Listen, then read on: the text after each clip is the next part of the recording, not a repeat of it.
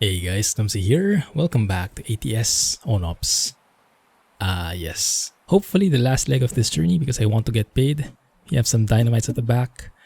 We finished the last episode exploring this viewpoint on US 395, making our way north to Spokane.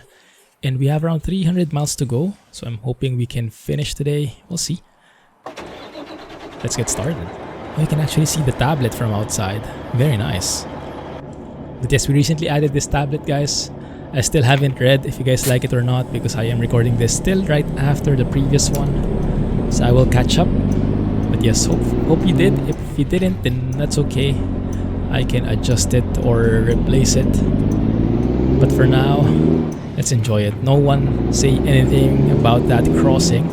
I know it was illegal, but no one saw anything. That guy will keep his mouth shut, hopefully. Anyway, we have 300 miles to go, but the route ahead seems like it's less windy than the previous one. If you look at our route here, I can't really show it, doesn't go that far. But yeah, I was studying the route and I realized the roads that we were driving through in the previous episode, they were very windy in comparison. So that resulted in slower speeds. That resulted in less miles traveled. So I'm hoping that now that we're getting to the straighter parts of the route. Oh, this is great. That might be a thumbnail right there. Bridge shot always is a worthy thumbnail. There we go. I like that. But yes, let's see if we can finish it today, because I do want to get that Paintjob. I do want to upgrade. I doubt we'll be able to have enough money for a sleeper. Maybe I should have done that. Oh, I can't, because I still have to enable that mod. That mod by dealing to add the sleeper variant. Yeah, whoa, there's a huge sewer plate. Truck felt that one. Oh, what is it? Deer? Yeah, it looks like. Hide them from Jack and Alex, our hunter friends. Virtual hunters, at least. Alright, let's do that. Looking good. Oh, school bus. Reminded me of Motortown. I haven't played Motortown in a while, guys. Oh my goodness. Last weekend was very different for me. Maybe by the time that this video comes out, I'll have explained more about it. But I'll explain that more in the streams. Yeah. So we can really talk to each other. Oh, this is looking nice as well. Having this kind of like river at the side here, going the same route as the road. I really like those things. When I see those things in like a flight simulator, when I'm looking from above, those are always the ones that are super scenic. But now that I'm looking at it from this view, it's even more so, right? Up close and personal. See all the trees, all the shrubs and everything, even the railings. As the road winds to the right, left, undulates up and down and everything. Just adds so much to the vibe. Very nice. I like it. Let's just do a quick check. Let's make use of our tablet here, which is starting to dim. I think it has an auto brightness setting, but the auto brightness setting is a bit on the conservative side. Have you guys had that? I have that in my phone, depending on the setting. Like auto brightness, but the overall brightness is low. Yeah. So it gets dark pretty quickly. Let me see. Fuel, there we go. So we're down to 89 gallons. Oh, that's a bit fast. Yeah. There we go. 89 gallons. 473 miles. So we should be good because I mentioned we were only going to travel around 300 miles, right? So still no need to refuel. the initial calculations from earlier in the trip looks pretty accurate, so that's a good thing. All temperature, yeah, it looks pretty good, and you can see I'm actually doing more checks these days because I have been staying a lot of time in a flight simulator. Not Microsoft Flight Simulator, but X-Plane. There's a new plane that released. My goodness. Boggles my mind. The most details I've ever seen. Actually use it as like a science project. Study so much stuff. Sometimes I just sit inside the cockpit, studying the diagrams, tinkering with buttons just to see what it does on the diagram, what the engine does when I do this and do that. Studying the diagrams as they move, as they change numbers dynamically. It's like literally a science project. It's amazing. So yeah, I have become a bit more used to doing checklists and making routine checks to make sure that everything is working. So yes, expect a lot more of these checks, and yeah, that's where this tablet is coming in handy, right? Oh my goodness, it's 5:40 and it's already pretty dark. 1 second, should we sleep maybe? There is a rest area there. I'm not too sold on that thing. Yeah, maybe let's just continue because we will be late if we continue on. We have like 12 hours left, and if we sleep, I don't think we'll have enough time to deliver without getting late. So I think for the purpose of time, it might not be as scenic, but we'll have to push on, guys. The good thing is, before we get that super dark scenery, we get this beautiful sunset. So rake it in, guys, take it all in, absorb as much sunlight as you can, because you won't be seeing it for a while. But oh my goodness, look at that view. Yeah, very nice. Do we have lights on? We don't. Yikes. Okay.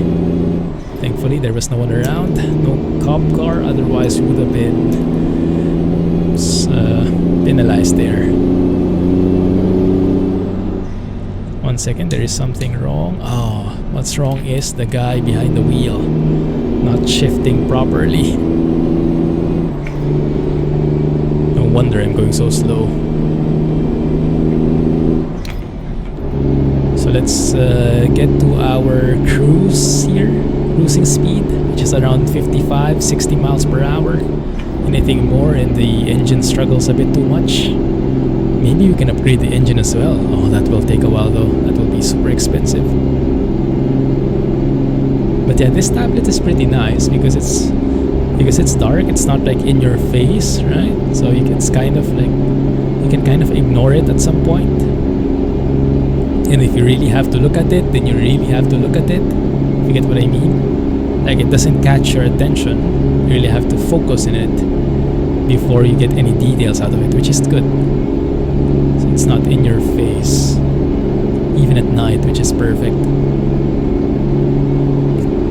Goodness, 50. Pretty heavy. Yeah, I think we're carrying lots of dynamites right now, so we are a bit heavier than usual. Let me have a look at our fuel economy here. Oh, there we go. Where's the sun? Trying to look at the sun, but I don't want to go off the road in the process. Kennewick, okay. Turning right? Okay. Hey, maybe we should get Lori in here, huh? That would make sense. Lori would actually fit better here. Or maybe even Google voice navigation or something. And then, if we do that, if you have a voice navigation, we can turn off the GPS like this and just listen to cues so we can appreciate the sights more.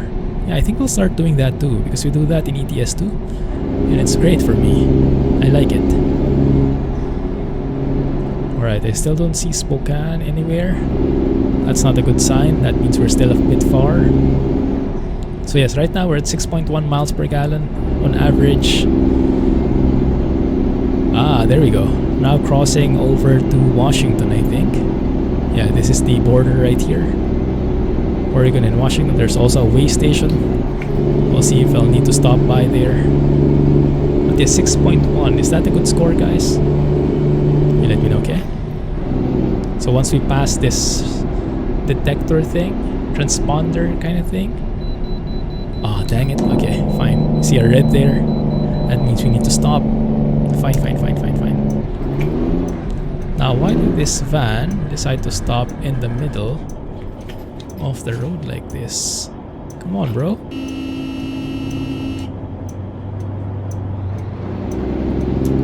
That horn sounded pretty carish. Do we have an air horn? Oh, that's the one I should have used. Oh yeah. That one sounded massive. Like from a ship.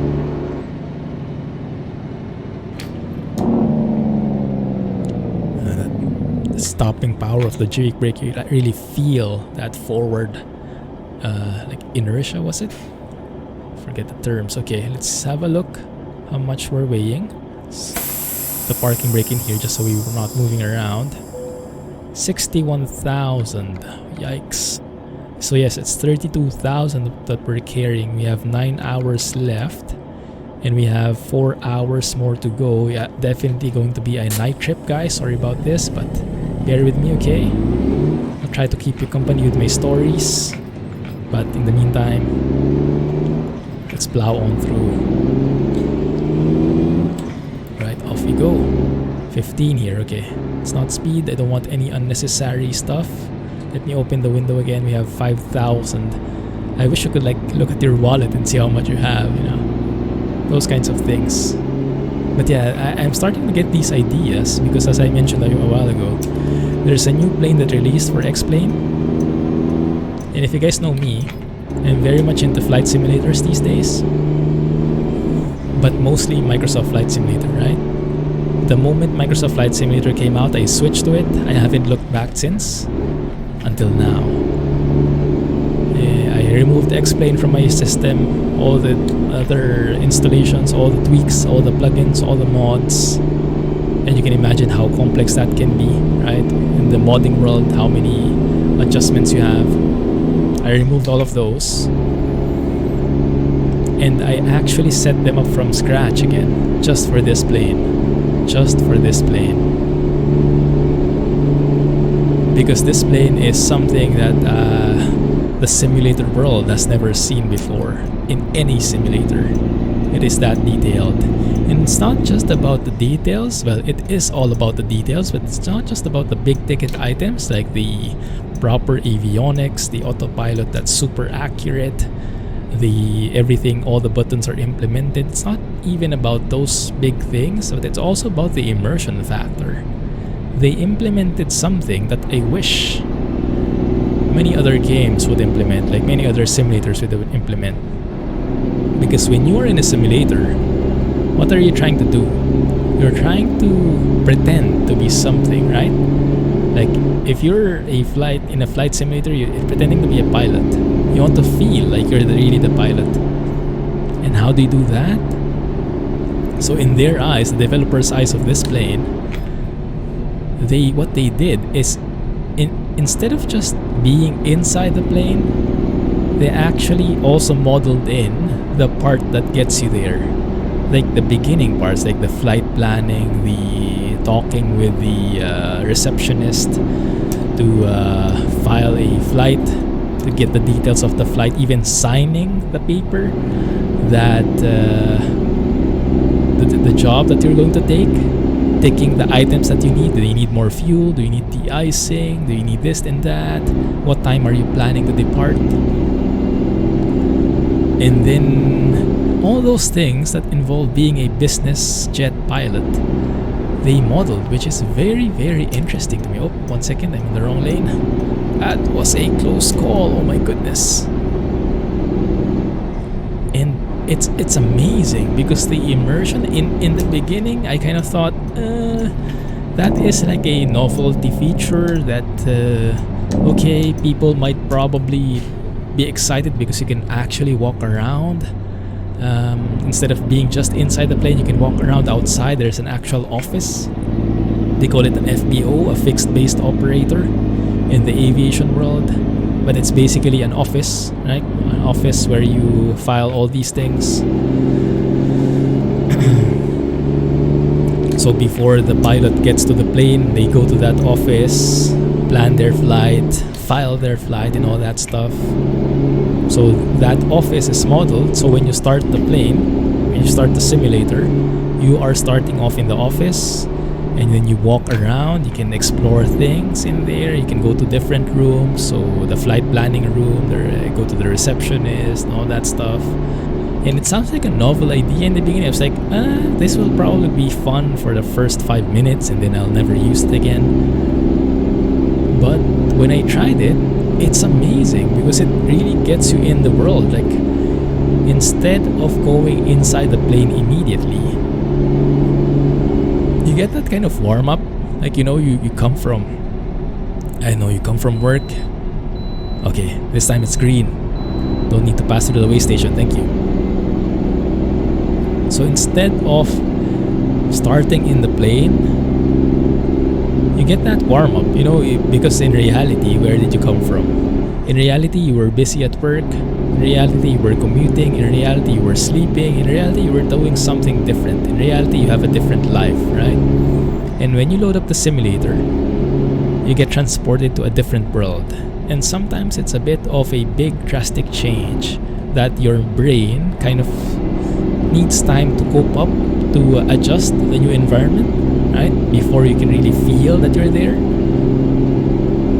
And this office really gives you that feeling, gets you that warm up that you need. So I really appreciate it, and I look forward to it every time because it gets you really that like slow warm up, that slow build up, and that feeling that okay, you're now in the shoes of a business jet pilot. Okay, and now you're not in the plane yet, but you have to do the things that the business jet pilot does. So these little things add up, and these little things get you in the mood, get you in that vibe of really immersing yourself in that world. And then finally, when you get to the plane, when you see the plane in front of you, you open the door, you walk into the cockpit, fiddle with the buttons, and really start flying it. Then the entire feeling is there. The immersion is complete. And I wish other simulators would do that soon too. Because here, for example, in Truck Sim, right? It's the same. You're inside the truck immediately, which kind of makes sense. We don't want to waste time. We don't want to fiddle around with the hassle stuff. But sometimes those little things, they're a very good transition. A very good transition from the real life to the outside world. What is that thing in the GPS? Is it messing up with me? One moment. I'm hoping didn't do anything wrong there. Okay, I think it's good now. Okay, I think it's a, prefab issue maybe. Ay. Hopefully. And hopefully that's not a cause of an even longer journey in here. One sec. Okay, stay here in the left. But yes, that's what we try to do here in the series, right? We try to put our shoes in put ourselves in the shoes of an owner-operator, and we're trying our best to do it, trying to role play some stuff, right? That's exactly what we're doing. But there are some limits because of what the game has. So those things, those simple things, walking around, inspecting the truck, making sure you have fuel, and instead of just opening a window like this to check if you have fuel, really going outside, maybe not fuel, because fuel you can check from the dashboard, but maybe checking your oil or something, like using a dipstick for the oil or something along those lines. Whatever it is that's manually checked outside, those add so much to the immersion. And yes, I understand some people would not like that, but give it a chance, I would say, because me personally, I also was not very much a fan of it in the beginning, but it has grown on me. It really adds so much to the experience. 9 in the evening. Okay. Pitch black in here. Still have nice mileage. No need to worry about fuel. But But yeah, it's a great concept, and I hope it gets. Really hope it becomes the standard. And people can always have that option, right? Like just a checkbox to remove the walk around, or start in the office, or start in the truck itself. Like a quick start. Because understandably, yeah, it may be immersive. It may be really the full immersion, but sometimes due to real life constraints, you don't have time for a full immersion. So I hope either way an option is added to let you skip through it if needed. But yes, also in a way that how the developers of this plane did it is they did not allow you to have an option, which is like, why not? Because they want to make it as realistic as possible. They want to make it as immersive as possible. And I guess they feel that if they add those shortcuts, then people will use them, right? If there is an option to skip the office, then people will just jump straight into the plane, which people will probably not realize it because it's a hard thing to spot. But that time in the office, that time walking around and spending time doing the pre-work, that actually gets you ready for the real thing, for the actual flying thing. That gets you into the immersive vibe. But people might just think of it as a hassle, right? So they want to skip it, just jump straight to the plane. And people would most likely use that option if it's there. And so they lose that immersion factor. And so what the developers' design is to really keep that there. It's a mandatory thing. There is an option for quick start, but it's like, how do you say? It's like for training purposes. It's not part of the experience, the full experience. It's a separate thing, and you have some other limitations there. So if you want the full experience, you have to start from the office.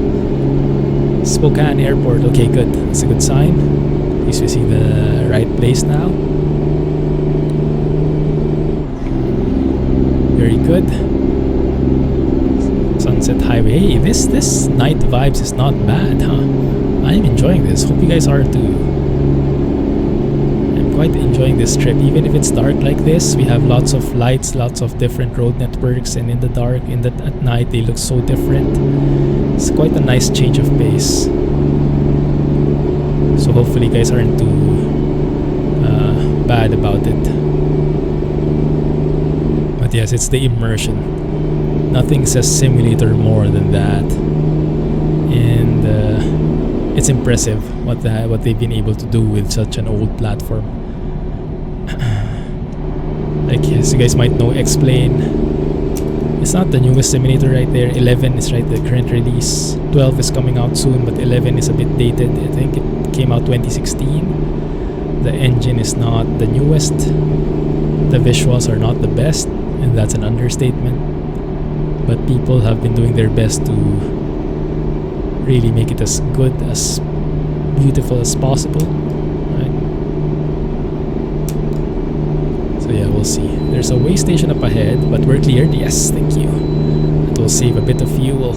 Yeah, look at this night lighting, right? Feels so real. Very nice.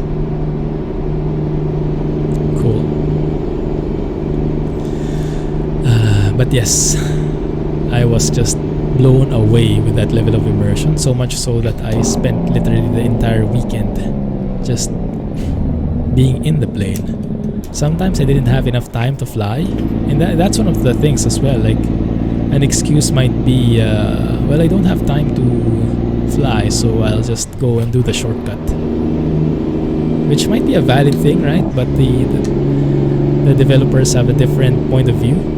They really want to make it the full experience. If you don't have time to fly, then you cannot fly. You can do some shortcuts along the way, so it's not fully rigid, right? But you can't like just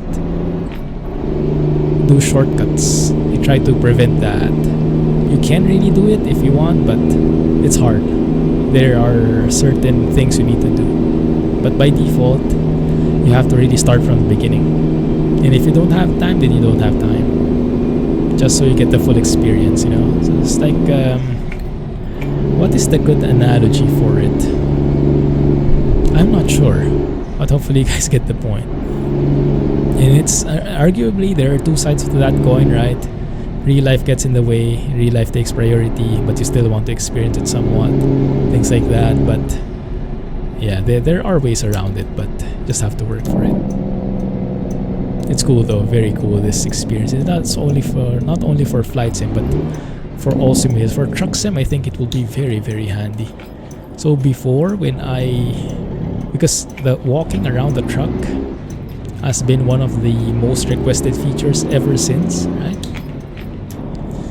And I was not really aligned with that. Like, for me, it was not a big deal. I don't really need that to be the case. You know, I don't really need that walk around feature.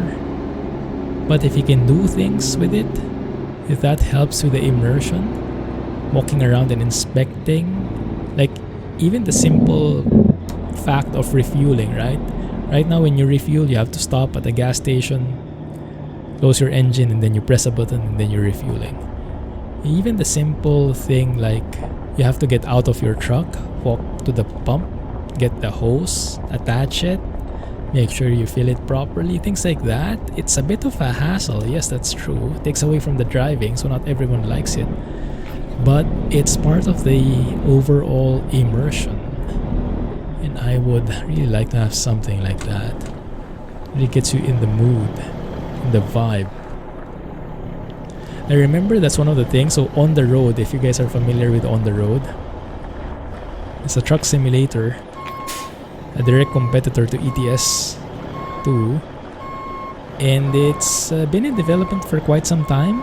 Yeah, it's still a bit raw, it's still a bit rough around the edges, I think, so I still haven't given it a go, but it's improving continuously, and it has a lot of features that ATS 2 doesn't have. I remember Jack played it at some point, and it's actually not bad.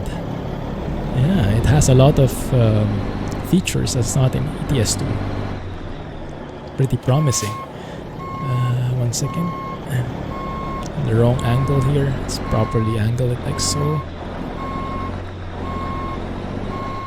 So maybe. There you go. Alright, and then let's turn it. Oh my goodness. But yeah, On the Road has that thing where it has multi-drops, right? So you can, when you take a load, it doesn't necessarily fill your trailer. Sometimes the load is smaller. So that means you can load more stuff in. And when you load stuff, you actually go down your truck, you position, you open your door, make sure you're aligned with the entrance, the loading dock, the loading bay, right? And then you make sure that, oh my goodness, why am I not moving? There you go. And yeah, you load stuff. And then after you load it, you have to sign it. So that immersion factor is there, and it may sound a bit of a pain, but I realized it really helps with the experience. So I really like it. What doesn't help with the experience is bad parking. I'm very rusty with the parking with all that flying. One sec, guys. Hopefully this is the last one. There we go. Get a bit different camera angle there, so it's easier for my head. There you go. This is the number 5 view, which is easier for parking. Where is the other cone? There it is. Good. This side I don't see anything. But yes, it's... There we go. And then turn it this way. Yeah, that looks good to me. Balance it out. No idea where we are now. I love hearing that like gravel sound. Maybe that's snow being crushed. About that one. Is that too forward?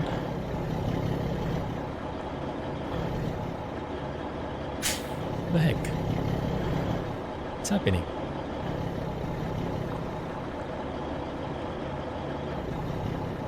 What the heck? Is this still wrong? Doesn't want to deliver. My goodness, the suspense is real, guys. What's it doing now? Am I not aligned properly here? Looks good to me. So what's wrong with it? Might do to the back maybe. Or is that green and I just don't see it?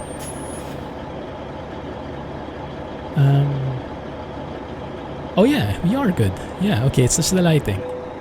It's just the lighting that was not happy. Okay, good. Let's get paid. Alright guys, next episode is going to be a shopping episode. We'll see how much money we have and we'll see what we can do with it. Priority is the paint job, removing the rust. And then we'll see if a sleeper will be enough or we have to save up for it. I guess it makes sense to do them at the same time, huh? But it might be more expensive. But you guys let me know if you have a preference, okay? Let me know if ever. Kind of things do we want here? Maybe more kinds of cargo. That can work. Gases, nah. Flammable liquids, flammable solids, or those sound so scary. You know, I think I just rather get one of these maybe. Like that. Yeah. Fuel economy can be. It's not very economical. It's better to just earn more instead of reducing the expenses that way. The economy doesn't give you that bang for the buck. Anyway, we're rich, guys. 38k. Nice. Alright, we did it. Thank you for watching. Next episode, let's go shopping. Woohoo! Super exciting. Catch you there and looking forward to your ideas. Clumsy Trucking. Have a nice day. Bye-bye.